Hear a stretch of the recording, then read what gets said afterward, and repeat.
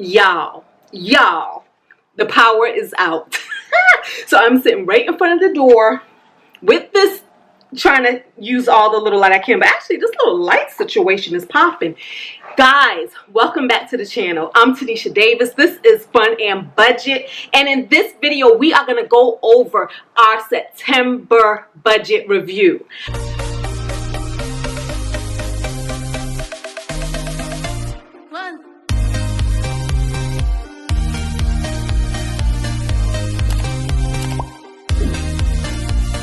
I'm also going to share some of my expenses from the eviction, and we're going to talk all things money. Why? Because I know a lot of you are new here. Welcome, welcome, welcome. I'm like opening up my notebook. Welcome to all the new people. Here's the thing, believe it or not, this channel isn't just an eviction channel. It's not. It's mainly a finance channel where we talk money and we talk how to be mindful stewards. Let me tell you, I started this channel because I wanted to be a better steward of my money. I was that person who felt like, okay, I make pretty good money, but I really don't have anything to really show for it, and I just wanted to make better decisions. So I hop on YouTube and I discovered this whole financial community. Let me bring this down some. Okay, I discovered this whole financial community where they are the greatest accountability partners ever. Not only did they start retraining or helping to retrain my mind on how to think about my finances, but they were the greatest accountability partners because I got a chance to come up here every single month and talk about my budget, and then at the end of the month see if I actually stuck to the budget or lived within my means while making good financial decisions. So that's what this video is. We are going to talk about, did I do what I said I was going to do in the month of September? Now, on this side of the paper is what I projected, and then on this side of the paper is what actually happened. If it's highlighted in pink, it means I did better than expected. And if it's highlighted in blue, it means I either did worse than I expected or I did not account for it at all. Okay, so let's go over the numbers. In the month of September, I projected that I would make $16,387. And this would have been my take-home pay. This is after taxes, after deductions. So this is the money that I projected to actually hit my bank account, okay? Now, what I actually did was a little better. I brought in $17,121. And then this is what I did with the money. This is how we divvied it up. $97 went to the HOA. And y'all, ignore that beeping back there. Power out. Okay. I said $40 for the gas, and it actually came in lower at $31. Same with electricity. I said $214, and it came in lower at $205. Water bill for the quarter, $160. Cell phone, and this is for 3 phones that are on my plan, $225. Internet, and this is for the fastest speed internet that my area provides, $85. Home security system, $50. The lawn, $125. And housekeeping, I said $280, and it came in at $288. Now, this seems a little petty to highlight in blue, but I want to point out something. For some reason, my house cleaning bill went up $4 per cleaning. I don't know why. I'm going to talk to her tomorrow because that's when she normally calls to set up our appointments, and I'm going to ask why. But I just asterisk this because I want you guys to remember how there were some mishaps on the cleaner side, and so there was one time where she comped me the cleaning, right? After she comped me that cleaning, even though I said, hey, you don't have to comp the whole cleaning, maybe we can do 50%, half and half. But she was like, no, it's not your fault. I'm going to comp the cleaning. It's free. After that cleaning, I noticed that it went up $4. Now, $4 doesn't seem like much, but when you multiply 4 times 26, meaning that we do this bi-weekly, so 26 times actually equals $104. Check my math on that because my math be suspect sometimes. So it's $104. And I'm just saying that to say, some way, somehow, that free cleaning is actually being recouped $4 at a time. Now, like I said, I'm going to ask her tomorrow about this $4 difference, and she's probably going to say it's something for service fees, or, you know, like because I pay with a credit card, processing fees. She's probably going to have a great reason for it, but I just want to point that out, because the bottom line is stay on top of your money. Every dollar counts, and dollars do add up, and big business knows this, and sometimes that's why they do it, because that is how they make their profit. And I'm not saying that that's the case with this cleaners. I'm just saying that it's interesting, and because I stay on top of my numbers, I notice the difference. Okay.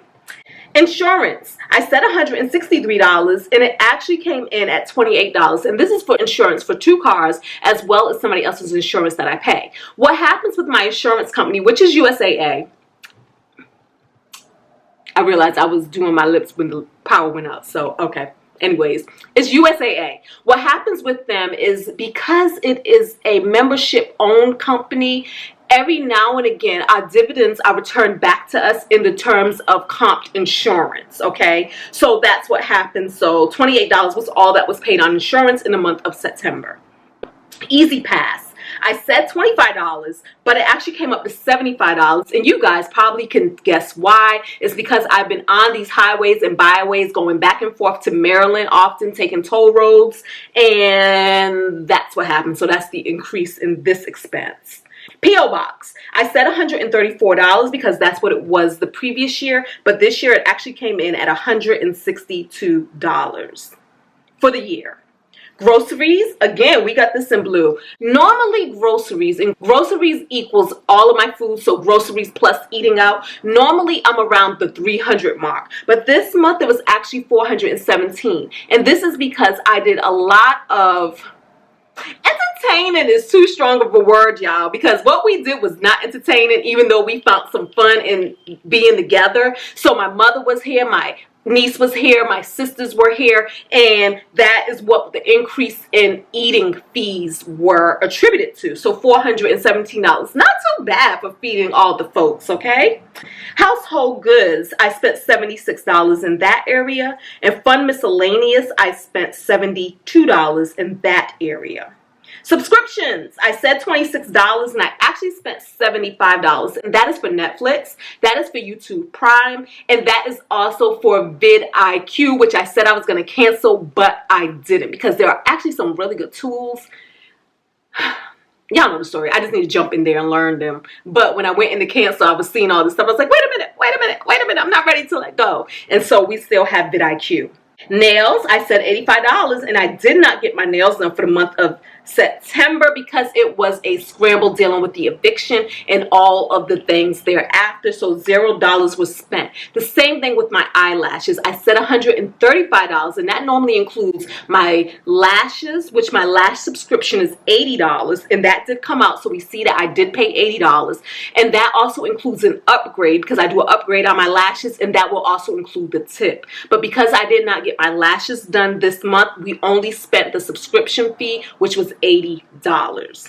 Health savings account, $300. I maxed that out. Now my company, the company that I work for, does pay a portion of this, and then the portion that I pay is, for this month it was $300 because I got paid 3 times in the month of September, and I calculated it, figured it out so that whatever I contribute actually takes care of my max, what I can put in this for the year, the maximum for the year, which I believe is either $6,000 or $6,500, or is it $3,000? I can't remember. But whatever it is, we do max that out. 401k. Same thing in this area. I maxed out my 401k, which the maximum that we can invest in 401k is $19,500. So for this month, I put $2,250 in 401k. Savings. Now I said $4,055 was going to go to savings, and you guys know a big part of this was to handle the expenses of the eviction and the house and the renovation and that stuff. Now, only $88 went to savings, and that's only because I have like that money earmarked for something. But the reason why nothing else went to savings is because we actually used Every single thing that I was going to put in savings went toward the eviction and the expenses with that house. And we're going to talk about that in a minute, exactly how that looks and exactly how that breaks down. Mortgages, and this is the mortgages on both properties, this one that I live in as well as the rental property, $3,102. And then extra mortgage, I said $3,200, but I was actually able to put $3,100 extra toward a mortgage, and that is because I do have a goal to pay off this home ahead of time, right, as fast as comfortably possible. So I'm just so happy though that I was able to do $3,100 with all of the other things considered, all of the other things I had to pay out that we haven't talked about yet. Gifts. Giving is a big part of my life. I love giving. I set aside $650 to give, but I actually gave away $716 in September. And then escrow, we sent $775 to the escrow account, and that is because I paid the taxes on this property as well as the insurance on this property. Now, let's talk about the things that were not budgeted, what I spent that was unbudgeted. And a lot of this is the insurance expenses. Some of it isn't though. Like for instance, clothes. We spent $50 in the area of clothing. And then global entry, we spent $100 for our global entry renewal fee. However, my credit card actually reimbursed that money, so I did add the $100 to my income line to show that, but it was reimbursed because it's one of my credit card perks. Okay, and then Cancun, Mexico. That is a vacation that I have coming up, so I paid that off at the tune of $995. I think it was only $200 more than that. I think I put $200 down, and so the balance was $995. So that is paid in full. Now, let's talk about some of the expenses. Now, these are just some of the expenses. We will be doing another video in the future where I go over all of the expenses of the eviction. But right now, this is what we did out of the September paycheck. $500 went to my deductible, and that's the insurance deductible. I paid $40 to have the mailbox rekeyed. Now, y'all seen in the videos, I had a lot of friends and family come through and help out, and when that happens, I'm obviously gonna feed them, and I spent $370 in the feeding of my folks. Okay, rental supplies came to $184. Now, the heftiest fee so far, has been the heftiest fee in this whole process. It is the eviction move-in and trash out services that I paid for. What that means is that I had the eviction services come out to do the moving, which I had to provide the sheriff with moving. And because I don't have a big family in this area, it was just easy for me to hire a company to do that. Now, with the house being so trashed, with all of the things in it, it required us to actually have the services come back again and do what is called a trash out. Trash out means is that they're going to go through and they're going to leave the place in broom swept condition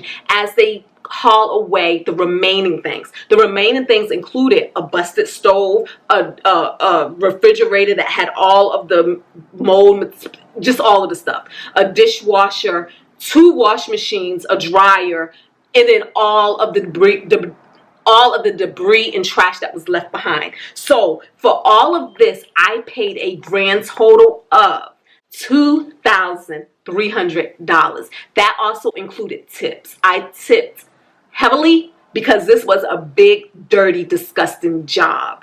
And I was just super appreciative that there was somebody who could do it, take it on, and that somebody did not have to be me.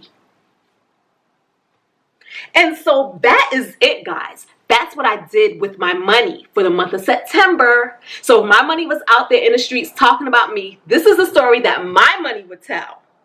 What story is your money out there telling about you?